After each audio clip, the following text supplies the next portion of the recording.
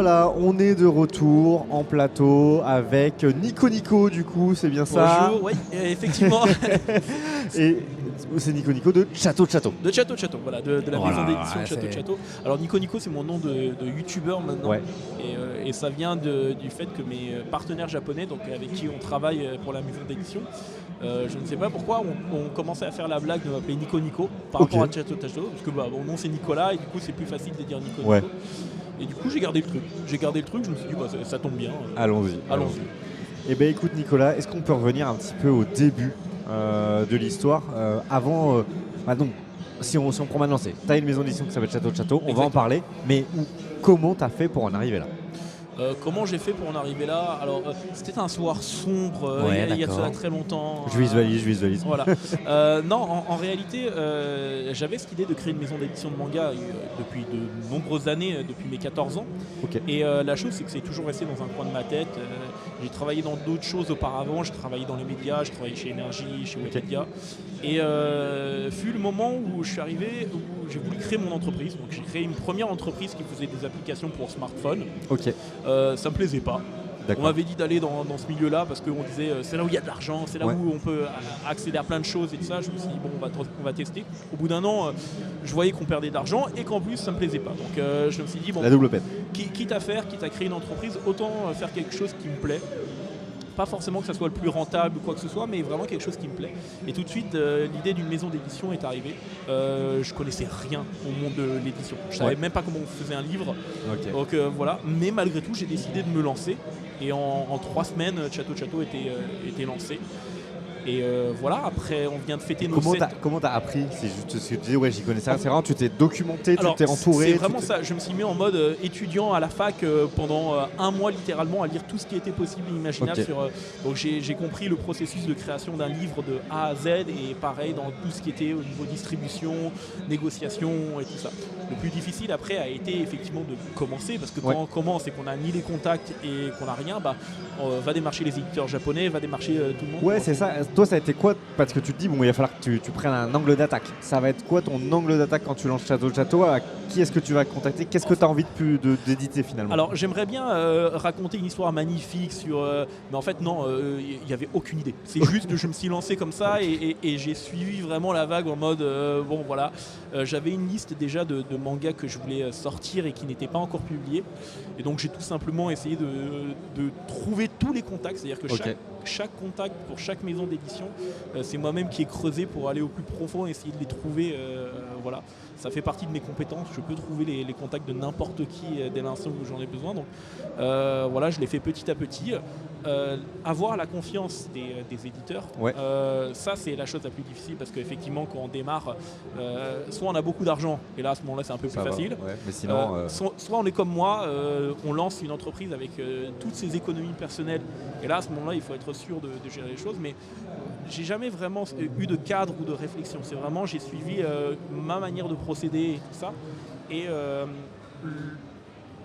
grâce aux 2 premiers mangas qu'on a sortis, grâce à un éditeur japonais qui nous a fait confiance dès le départ et une artiste aussi qui était éditée qui nous a fait confiance dès le départ, on a pu se lancer véritablement dans l'aventure et en plus ça tombait bien parce que le premier titre qu'on a lancé qui s'appelait Carsifona était un titre qui était dans ma liste. Que je voulais sortir parce que je le suivais en ligne depuis de nombreuses années et donc j'ai eu de la chance effectivement d'être en contact directement avec l'autrice pour pouvoir avoir l'aval et sortir le manga. Du coup il y a un truc que je pense tout de suite là, par rapport à la barrière de la langue. Toi tu parles le japonais déjà, tu lisais déjà en japonais ou pas du tout? Même pas, en fait moi je coche aucune case entre guillemets de mes confrères, c'est à dire que je ne parle pas japonais, je viens pas du monde de l'édition ou du journalisme ou quoi que ce soit. Donc vraiment ma manière de fonctionner, ma manière de procéder est très spéciale, même encore aujourd'hui, c'est-à-dire que moi je suis fan à la fois de manga et d'illustration. Donc ce qui va me marquer en premier, c'est la couverture. C'est la couverture d'un manga. Donc quand je sélectionne mes mangas au Japon, il faut que la couverture m'attire déjà dans un premier temps. Ensuite, après, je regarde l'intérieur. Ce qui est bien avec la bande dessinée, c'est qu'on arrive à comprendre quand même un petit peu malgré la barrière de la langue. Et quand je vais aller un peu plus loin, là aujourd'hui, j'ai des équipes qui sont là pour m'aider, pour me faire des fiches et traduire véritablement le manga à la suite. Mais il y a déjà un petit processus de sélection dans lequel effectivement ça va commencer par l'illustration, le pitch, parce que le pitch peut quand même même l'avoir en français et en anglais assez facilement, donc ça, il n'y a pas de souci. Et après, si on veut creuser un peu plus loin, et donc ça, c'est quelque chose qui m'a permis à la fois d'aller vers le manga japonais, mais également au début de pouvoir m'intéresser à des mangas qui venaient d'autres horizons, notamment de Hong Kong, de Taïwan, puisqu'il y a des mangakas dont on en parle moins, mais ça existe. Non, on parle moins, mais ça existe. Donc voilà, et du coup, cette manière de procéder m'a permis effectivement de m'intéresser à plein de titres différents qui venaient du monde entier. Et comme il n'y a pas vraiment de ligne éditoriale à proprement parler, même si aujourd'hui il y en a à peu près une, puisque je me suis rendu compte avec les années que j'aimais bien les séries courtes, donc qui faisaient moins de 10 tomes terminés, et je me suis dit, quitte à faire, pourquoi on ne ferait pas ça. Ça peut être cool vraiment d'avoir que des séries courtes, parce que ça permet de varier les genres, ça permet de varier plein de choses. Et du coup voilà, donc aujourd'hui c'est peut-être ma seule limite, que ça soit pas trop long, et encore si un jour il y a vraiment un titre que j'adore absolument et que tu te mets pas de barrière en plus. Je me mets pas de barrière en plus, c'est ça. Ok, voilà. Donc si on résume, donc première sortie de manga, on est en quelle année? On est en 2018. On est en 2018, donc ça fait quand même déjà quelques années. C'est ça, là on vient aujourd'hui, le 1er février, on vient de fêter notre 7e anniversaire. Ok, donc ça commence à devenir costaud, sachant que toi tu t'es lancé juste avant le Covid, voire plein Covid quoi. C'était juste avant le Covid, effectivement, 2 ans après on a eu le Covid en plein dans la tronche, donc voilà. Mais en fait il y a une chose qui est intéressante avec la maison d'édition, c'est que on travaille dans... Alors pour les personnes qui font du commerce ou quoi que ce soit, ils comprendront, mais en fait on marche en ce qu'on appelle en croissance organique. C'est-à-dire qu'on n'a pas d'emprunt bancaire, on n'a pas d'investisseurs ou qui que ce soit. Donc en fait tout marche... Tu réinvestis ce que tu gagnes. Exactement. Voilà. Donc ça a des avantages, ça a des inconvénients. L'avantage, c'est que par exemple quand il y a quelque chose comme le Covid qui est problématique, vu qu'on n'a pas de dette, vu qu'on n'a pas de charge énorme, on peut mettre les pieds sous la table, attendre que la vague passe et ensuite après se relancer et il n'y a pas de souci. L'inconvénient effectivement, c'est que la croissance va être beaucoup plus lente que pour des confrères qui vont arriver, qui vont avoir un emprunt de 200 000 € pour pouvoir lancer. Donc voilà, c'est un choix personnel. Et de ce choix, en fait, a découlé naturellement petit à petit l'année dernière la chaîne YouTube Nico Nico. Tu me fais la transition que j'allais te faire. Écoute, j'ai fait de la radio auparavant. J'ai fait quoi faire. Mais en fait, voilà.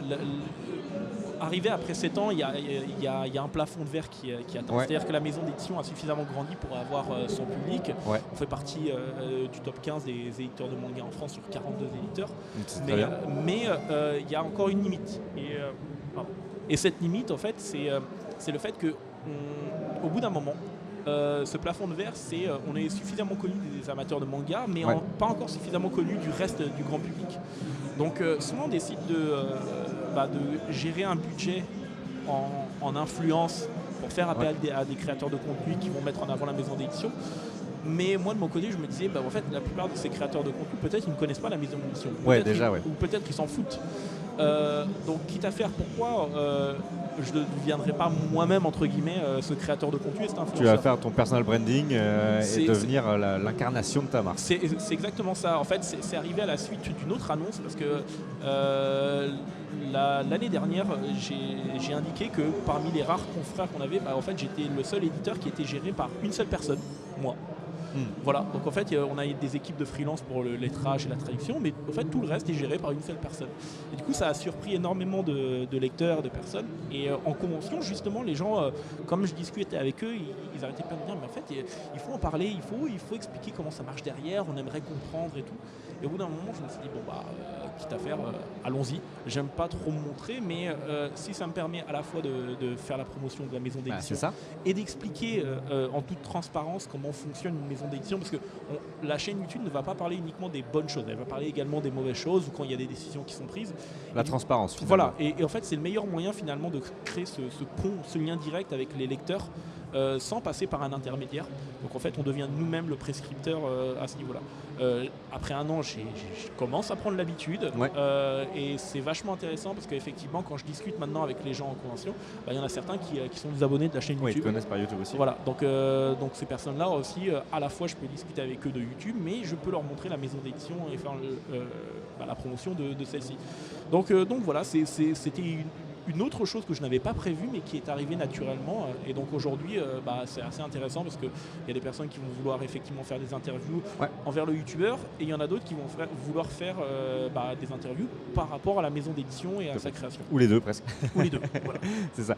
Donc là on est à la 7e année, enfin on entame la 7e année, non on entame la 8e. La 7e. Là, on entame, ah oui d'accord. Alors oui techniquement on entame la 8e. La 8e en réalité c'est le 7e anniversaire. Oui, voilà. C'est ça. Des projets, des ambitions, des volontés sur à court terme, à moyen terme, à long terme ou tu te laisses guider au fil de l'eau? Alors non, l'année dernière il y a eu pas mal de soucis à titre personnel moi de mon côté et ça a fait qu'il y a eu plein de problèmes qui se sont enchaînés pour la maison d'édition, notamment dans sa structure, dans sa manière dont je travaillais et tout, retard de planning, pas mal de choses. Donc là cette année vraiment je suis focalisé déjà avant tout à remettre bien tout en place et faire en sorte que par exemple au niveau du planning on soit vraiment bien à jour, carré comme il le faut. Donc cette année on va dire que c'est une année vraiment de passation dans laquelle il y aura quelques nouvelles séries, des choses classiques qu'il y a dans une année d'une maison d'édition, mais les gros projets même s'il y en a qui sont en train d'être mis en place, je ne peux pas malheureusement en parler pour le moment parce que ça met pas mal de temps, mais voilà, effectivement il y a des projets en tête, à chaque fois on en met, typiquement mettre un peu plus en avant également notre collection de tirages d'art. Parce qu'en plus du manga, aujourd'hui, on travaille avec des illustrateurs et des chara designers japonais pour créer des tirages d'art qu'on met en avant. Donc là aussi, c'est aller un peu plus dans le monde de l'art également pour essayer de créer cette passerelle entre le monde du manga et véritablement le monde de l'art un peu plus traditionnel qui est un peu plus fermé à ce genre de choses. Et ça, c'est parce que ça fait partie de tes appétences aussi. Tu parlais tout à l'heure, tu aimes bien les belles couvertures, etc. C'est exactement ça. C'est en fait... La manière dont je mets en place un projet, c'est très simple. J'ai un peu comme n'importe qui une bucket list, donc une liste d'envies dans la vie. Et en fait, moi, mon objectif, c'est juste de cocher les cases de toutes les choses qu'il y a dans cette bucket list. Et donc, pour le moment, j'en ai réussi plusieurs, j'en suis très heureux. L'idée, c'est d'aller dans la continuité. Et l'avantage, c'est que tous, alors beaucoup ont un lien direct avec le monde de la pop culture, du manga en règle générale. Donc voilà, l'idée, c'est juste de continuer à faire à peu près ce qui me plaît et de travailler autour pour que les gens soient aussi enthousiastes que je le suis par les nouvelles séries, par les tirages d'art et par tout ce que je mets en place. Voilà. Ok, super. Toi, tu n'as jamais été tenté toi-même par les écrire, que ce soit un scénario? Alors le dessin, je ne sais pas si tu dessines ou quoi, mais à faire ton propre truc, ou toi c'est vraiment ce qui t'intéressait depuis le début, c'est l'édition? Alors jusqu'à mes 14 ans, je dessinais beaucoup et comme n'importe quel jeune de 14 ans, j'étais un peu idiot et je pensais que je pouvais devenir mangaka, donc j'avais envoyé une lettre à une jeune maison d'édition qui s'appelait Kurokawa à l'époque. Et bizarrement, j'ai jamais eu de retour. Voilà. T'as essayé. Et d'ailleurs, c'est en partie l'une des raisons pour laquelle j'ai voulu créer une maison d'édition à l'époque, c'est parce que moi je marche à la frustration et à l'énervement. Je suis revanchard. Ils veulent pas de moi, je vais le faire tout seul. C'est exactement ça. Je suis quelqu'un de revanchard, je garde tout en tête. C'est ton esprit shonen. Je sais pas si on peut appeler ça l'esprit shonen, ou alors je suis l'anti-héros du shonen, parce que c'est mal de marcher à la revanche.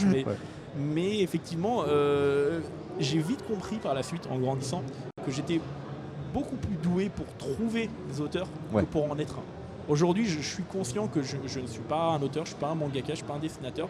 Si je recommence à dessiner, il me faudrait des années pour pouvoir arriver ne serait-ce qu'à un niveau à peu près correct.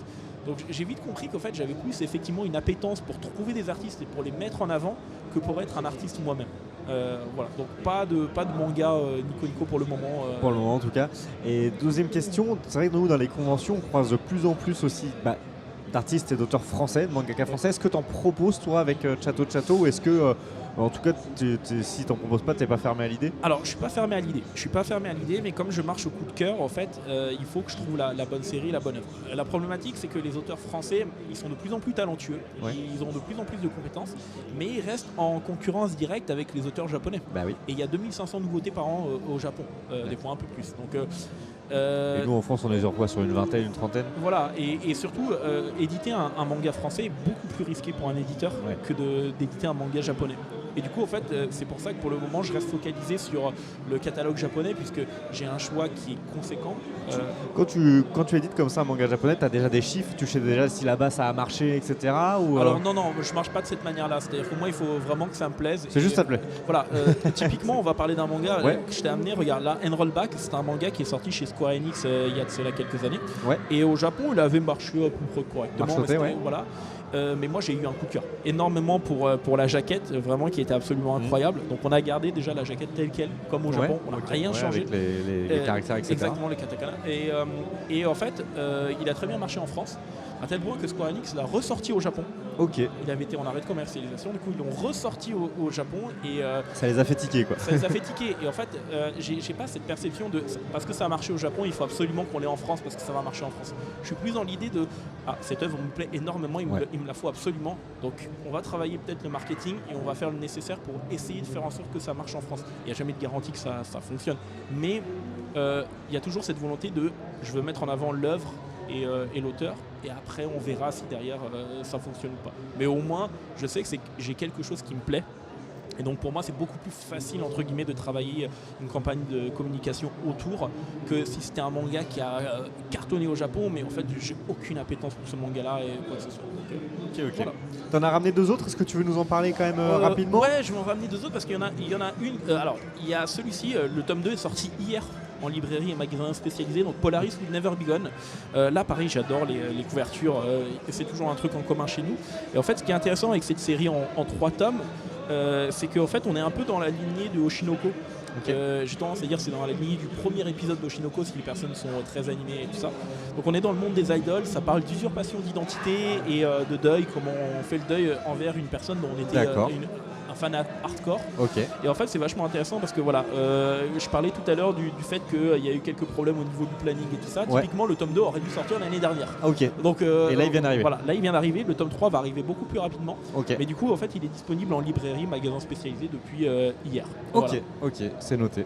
Et bah parfait. Bah écoute, merci beaucoup Nicolas d'être venu discuter. C'est vrai qu'on s'était croisés, on n'avait pas eu le temps de faire une bonne interview comme ça. Voilà. Mais aujourd'hui on a eu le temps et puis bah comme ça on va pouvoir suivre un petit peu l'avancée, on se recroisera, on verra les nouvelles sorties et les nouveaux projets. On va suivre la chaîne YouTube également, donc Nico Nico sur YouTube. Voilà, c'est Nico Nico TV. Parce que sinon je suis en concurrence avec Nico Nico qui est le YouTube japonais. Oh ok, d'accord. Voilà, Nico Nico Doga. C'est pour ça que ça les fait marrer aussi peut-être. ça leur fait marrer parce que j'ai le nom du YouTube au Japon, donc j'ai décidé d'aller à fond dedans. En tout cas c'est Nico Nico TV pour les gens qui sont intéressés effectivement par le monde de l'édition et tout ça. C'est parfait. Merci beaucoup et très belle convention à toi. Merci également.